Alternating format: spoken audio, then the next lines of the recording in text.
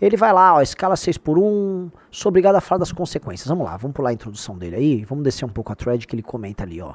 Porque, veja, você pode escolher o que quiser, mas não pode evitar as consequêções de suas escolhas. Beleza, tá. Ele disse que é o seguinte, que este projeto ele vai reduzir a força de trabalho em 33%. Ele explica, agora, se a força de trabalho diminui em 33%, mas os salários são mantidos, o custo do trabalho aumenta para as empresas. No curto prazo, isso pode parecer vantajoso para alguns, mas há consequências inevitáveis para todos. Quem paga por isso? Aí prossegue. Bem, quando o custo do trabalho aumenta, 3 coisas podem acontecer. 1. As empresas podem repassar o custo aumentando os preços. Nesse caso, todos os consumidores pagam a conta dessa inflação, ou seja, está gerando inflação. 2. As empresas buscam alternativas como o trabalho informal para cortar custos. Nesse caso, quem paga são os trabalhadores estando na informalidade, que é uma das primeiras consequências dessa história. E 3. As empresas podem contratar menos e até substituir gente por máquina. Quem paga também são os trabalhadores com menos empregos. Ah, eu não acredito que isso aconteça. Aí ele vai lembrar que quase 40 mil, cara, quase 39. Na prática, 40 milhões de brasileiros estão na informalidade, aponta o IBGE. Prossegue. Só para ter uma ideia, na construção civil, 60% dos trabalhadores são informais. No comércio, esse número é 40%. Vocês estão entendendo o tamanho da informalidade? Vamos lá. Veja o caso das empregadas domésticas. Em 13, o governo Dilma aprovou a PEC das domésticas que jurava que aumentaria os direitos das empregadas. Eu lembro dessa história. Foi vendido assim, é uma conquista civilizacional. Na prática, um tipo de relação que já era pré-existente, ela foi desconstruída, ficou caro contratar, ficou até para muita gente perigoso. Você parou com aquele modelo de contratação e a vida daquelas pessoas não dá para cravar que melhorou de maneira alguma. São aquelas ficções que a esquerda cria na cabeça. Elas acham que uma regulamentação resolve problemas sociais. Vou resolver problemas sociais via regulamentação. Prossegue. Passados 10 anos, a informalidade, que era de 68 entre as domésticas, passou para 75. E não houve um aumento nas contratações. Parabéns! Vamos lá. E o pior, se não houve aumento de renda, como já esperado pelos céticos, não pelos populistas. Sim, não houve aumento de renda entre as domésticas ali. Então é uma categoria que apenas foi meio que canibalizada ali. Vamos lá. Agora a esquerda comemora, né, porque, agora a classe média está lavando a roupa, como se fosse a classe média que ficasse contratando empregados domésticos especificamente, né, é uma coisa cada vez mais política, acho que é uma coisa que parou ali nos anos 90 em grande parte das contratações, mas quem estava contratado acabou se atrapalhando demais, isso é um fato inegável. Acabou se atrapalhando demais. E eles acham que era uma grande lição, né? Eles falaram, eu vi ontem com estes olhos que a terra há de comer, que o golpe contra a presidenta Dilma aconteceu porque a classe média ficou tão brava que não tinha mais suas escravas domésticas que resolveram acabar com a Dilma como punição. Esse é o nível de análise da esquerda brasileira. Aí ele vai com uma outra pesquisa, né? Uma pesquisa de um aluno de PhD em economia, sobre a reforma portuguesa que reduziu de 44 para 40 horas de trabalho em 96 na canetada. Vamos lá. Como é que foi em Portugal? O resultado, com o aumento do custo do trabalho, as empresas afetadas reduziram suas vendas de... Oh! Mas como? Vamos lá. Outra pesquisa olhou 25 países desenvolvidos e mostra que a redução em 1% nas horas de trabalho de forma artificial aumentou a automação em 1%. Oh! Ainda assim, é natural que os trabalhadores queiram menos horas de trabalho. E é exatamente por isso que eu defendo que todo trabalhador tem o direito de negociar diretamente com seu empregador, recebendo um salário mínimo por hora de trabalho. Ele está certíssimo, é o que a gente defende. Tem a hora de trabalho. Você estabelece um valor mínimo. Não é que assim, eu vou contratar você por R$2 por hora. Não. Mas contratação por hora, negociação, você vai fazer com que o trabalhador... ele saiba quanto ele está ganhando por hora, e ele vai passar a valorizar a hora trabalhada dele. Ele vai querer ser produtivo nessa hora trabalhada, ele vai querer cobrar mais na hora trabalhada para ele. Aí ele vai falar, vou fazer um curso assim, assim, assado. A pessoa ela começa a se entender como um prestador de um determinado serviço, e que a força de trabalho dele precisa se valorizar de alguma maneira para que a vida dele melhore. O fato dele estar permanentemente nessas negociações sobre horas torna que o mercado de trabalho se torne definitivamente um mercado de trabalho. E faz com que essa pessoa olhe para a formação do orçamento familiar dele como algo que ele pode alterar o tempo todo. Hoje você pensa a sua mudança numa carreira, às vezes eu tenho um emprego por 2 anos, aí eu vou tentar agora um outro emprego. E sempre são em escalas temporais muito longas. Porque existe uma lógica que envolve muita estabilidade na cabeça. A gente tem uma cabeça muito antiga o emprego... Isso não é assim. A gente tem que se adaptar aos novos tempos, que a estabilidade é cada vez menor. A informalidade é cada vez maior. Então, eu acho que para o trabalhador entender o valor da hora de trabalho dele, é muito melhor, porque estará permanentemente em processos de negociação da venda da sua hora de trabalho. Aí o Léo Siqueira prossegue. Nos Estados Unidos é assim, o salário mínimo é de 7,25 por hora trabalhada. Trabalha mais, ganha mais. Trabalha menos, ganha menos. Simples assim. Ah, você é contra a redução das horas trabalhadas? Negativo. O que está alertando é que fica fácil políticos pagarem de heróis sem ter que quem paga o preço das escolas não são eles. Exato. São os trabalhadores que verão seus empregos ameaçados, seus salários corroídos pela inflação e suas funções substituídas por máquinas. Se realmente queremos uma redução de horas trabalhadas de forma sustentável, temos que olhar para outros países que conseguiram isso. E não foi através da caneta de populismo político. Isso aqui foi um gráfico que ontem a gente analisou aqui, o Felipe Hermes postou.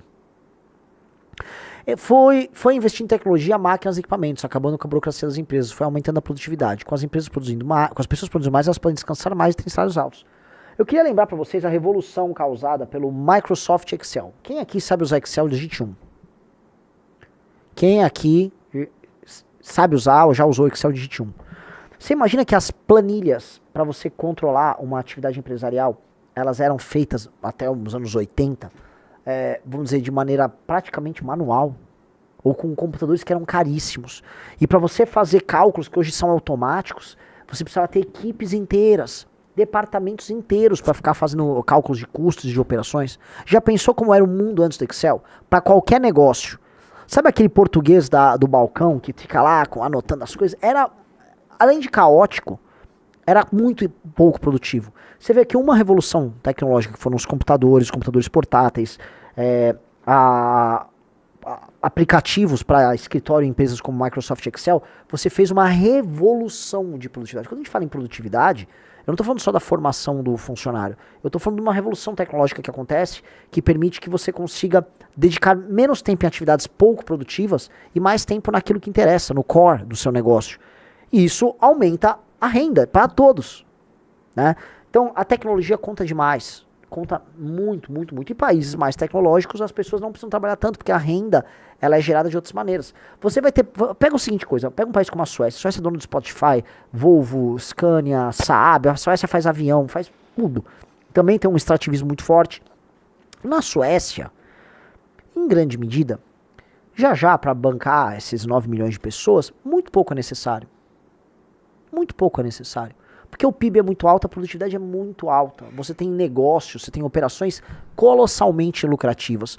Então você tem assim, quando eu estava na Suécia, você tinha uma coisa que era muito louca de imaginar hoje. Tem uma instituição que chama FICA. F-I-K-A. FICA, pode dar um Google se vocês querem ver. Ah, eu quero um FICA na Suécia. O que é ir para um FICA? É você, na hora ali das suas 4, 5 horas da tarde, você sai para tomar um café e comer um doce. E você sai do trabalho e vai para um café e você fica trocando conversa fiada durante meia hora, 40 minutos, comendo seu docinho e tomando seu café. Aí você volta pro trabalho. Você fala, pô, esses caras são uns vagabundos. Não é que eles são vagabundos. O país é produtivo. E entra uma questão sobre país produtivo.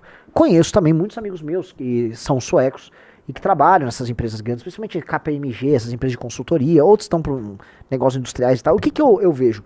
Que horas que é o negócio, né? Hã? Que horas que é?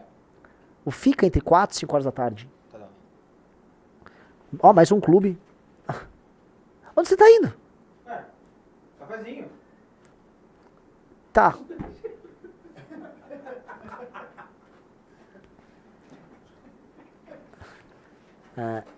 O Nicholas falou, mas você não quebrou por trás os impostos? Sim, quebrou nos anos 90, 96. E aí ela se remodelou, tanto que entrou o partido de centro, Moderaterna, e o Moderaterna fez uma série de reformas dos anos 90 para os anos 2000, readequando a economia sueca. A economia sueca ficou competitiva novamente. É que eles passaram muito do ponto naquela social-democracia, coisa que a Inglaterra também passou do ponto, a Thatcher veio e tal. Todo mundo teve sua reforma neoliberal para readequar o tamanho do Estado para essas novas necessidades, tá? Mas, enfim, um cara falou assim, vocês estão zoando do FICA? É real, pode botar um Google aí. O que é o FICA na Suécia? What's FICA in Sweden? Ó, cadê? Já batemos 5 clubes. Será que eu estendo? Ó, é um fenômeno social, uma razão legítima para reservar um momento para as coisas boas da vida. FICA pode acontecer a qualquer momento de manhã, bem como à noite. Ele pode ser saboreado em casa, no trabalho, num café. Pode ser... FICA é o seguinte, no geral lá é no fim da tarde, é como se fosse um café da tarde, tá? E aí o que eu tava falando, um trabalhador sueco vis-a-vis, um cara formado na Universidade da Suécia, ou um brasileiro, amigos meus brasileiros que eu comparava, O sueco não é que ele era mais capacitado ou tinha mais gana e energia de trabalho que o brasileiro. Não, não é esse ponto. É que a dinâmica da economia sueca, a cultura sueca, aí, vamos dizer, os investimentos históricos que foram feitos ali, permitem que você extraia sempre o que há de mais produtivo nessa hora de trabalho dele, e eles estejam lidando sempre com coisas com muito valor agregado. Então, quando você tem muito valor agregado ao redor da economia, a produção que sai dessas pessoas é uma produção de altíssima qualidade, então a renda vai ser maior.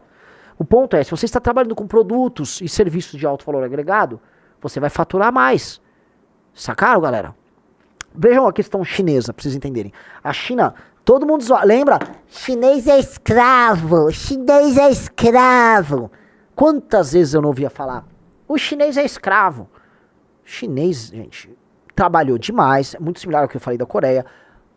Comer o pão que o diabo amassou ali durante os experimentos comunistas, depois você passa a ter aquela grande abertura, o país se torna efetivamente capitalista, ainda que com suas particularidades e tal.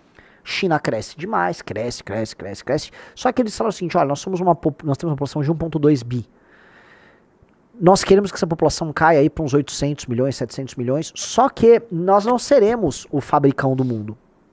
Nós vamos ter produtos com valor agregado, nós vamos concorrer em tecnologia com os Estados Unidos, com uma população muito bem formada, e, cara, nós vamos ter o dobro da população americana, ou triplo.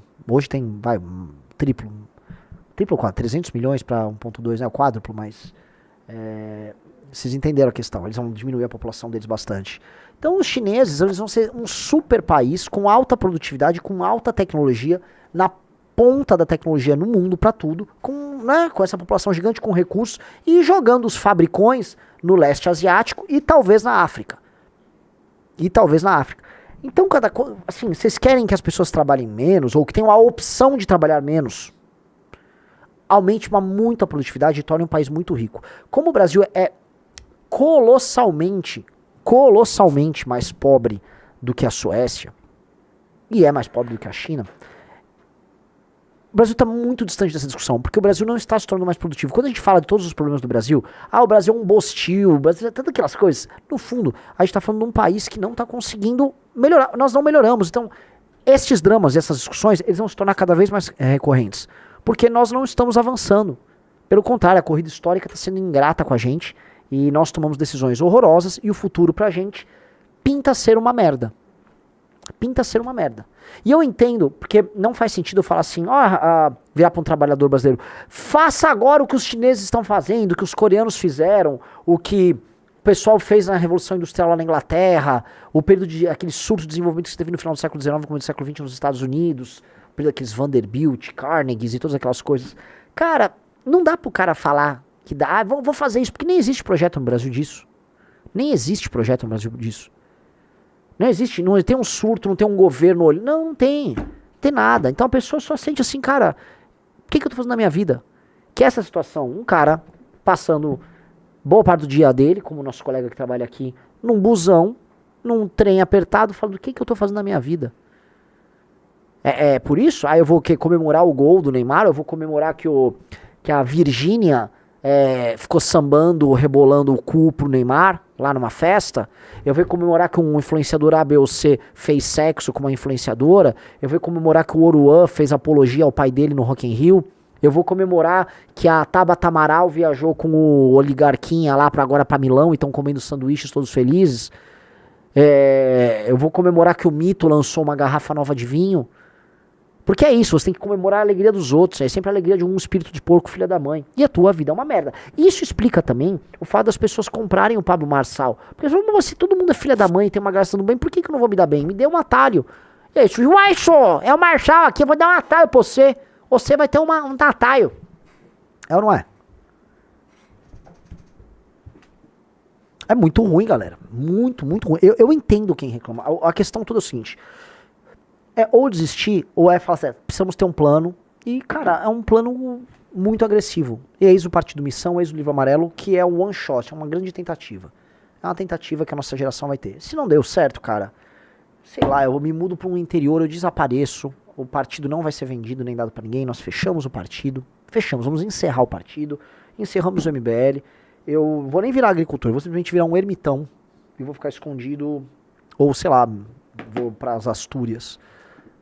E é isso. Porque é tentar e ser muito honesto na tentativa, igual a gente está sendo honesto com vocês, né? Está sendo proposto uma mentira para enganar as pessoas. Nós estamos dizendo que nós não vamos compactuar com a mentira e muitas pessoas vão ficar frustradas, mas é da vida.